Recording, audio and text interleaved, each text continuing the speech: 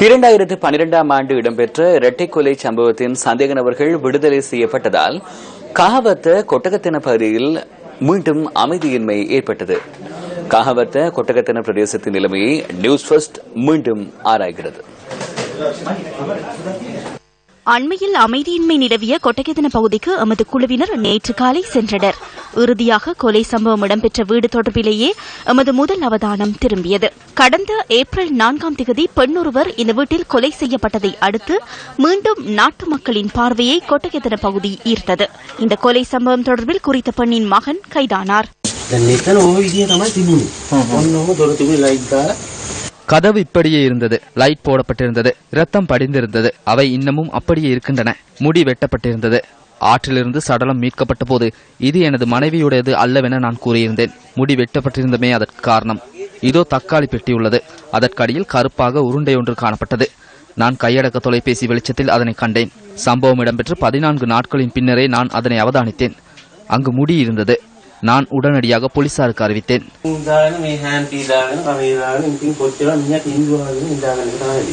தாயை கொலை செய்ததாக சந்தேகிக்கப்படுகின்ற மகனின் கட்டிலுக்கு அருகே சுவரில் இளவரசன் சித்தார்த்தன் ஜனனித்த போது தாயாரான மகாமாயாவுடன் காட்சியளிக்கும் ஓவியம் தொங்கவிடப்பட்டுள்ளது.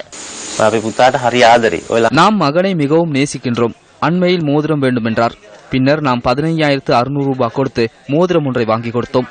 எமது பிள்ளைகள் கேட்கும் அனைத்து பணத்தையும் நாம் வழங்குவோம்.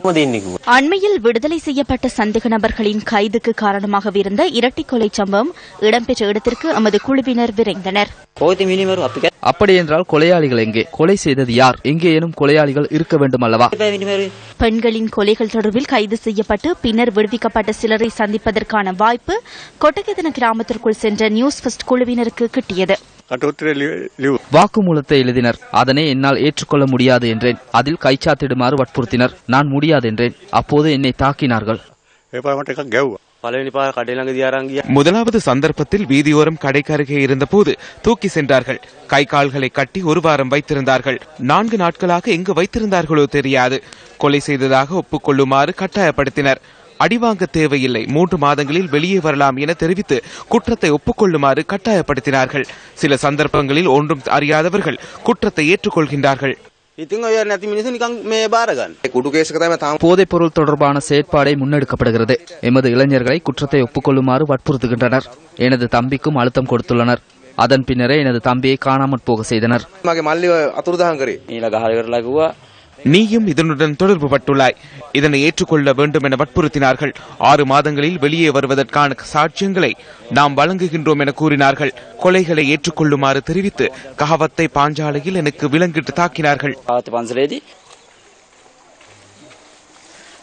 மாமே සිටින්නේ කොටකෙතන ගම්මානේ.